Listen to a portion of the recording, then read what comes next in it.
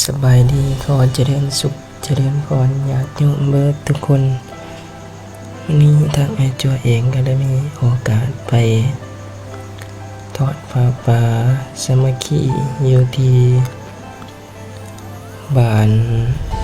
ตอยเมืองปทุมพรแข้งจำปาสัก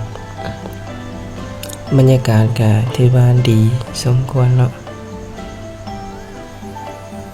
ขี่เรือไปเพราะว่าเส้นทางไปบ่ฮอดบ้านเพิ่นยามพุ่นนี่แม่นจะได้ขี่เรือไปบรรยากาศก็ดีสมควรฝนก็ฝนตกค่ำจบเจือนี่ก็คือผู้บ่า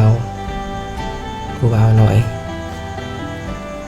บ่าวหวานกระดาเฮานี่ก็แม่นเป็นบอนทามพักกูด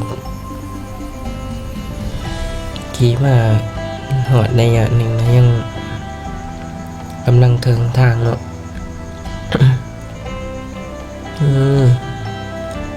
หอดหวานไปแล้วพี่น้องกำลังมาหอดเดี๋ยวก็เกียมลงเรือยางเข้าไปบัดยางไปจะได้มาพอ FC หน่อยแล้วไอ้จั่วถ้าเอากันหน่อยนี่ว่าซะก็คือญาติโยมเพิ่นมาถ่ายเอาก็ทันได้เข้าไปวัดก็เกียมบรรยากาศอยู่ในวัดญาติโยมเพิ่นก็ไปได้อยู่เนาะบรรยากาศคลิปนี้ก็ถือว่าฝากในเด้อโยมเมืองนี่ก็เป็นบรรยากาศตอนกลับได้มาพอ FC ตัวน้อยกระดังโดดน้ำว้าวคิดเห็นตอนยังหน่อยเนาะพี่น้องพี่ใหญ่อันนี้มันก็มาแล้วเนาะลงไปทางลุมเด้อว่าซั่น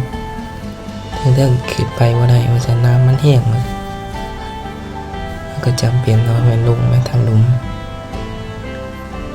ในที่สุดก็หอดอย่าปูเพิ่นก็ยานเรือลมก็จำเป็นในจับแขนไว้นำว่ายานเป็นลมปูเพิ่นก็แสมเรือนี่มาปูเพิ่นก็พายางลัดขึ้นมาหารถ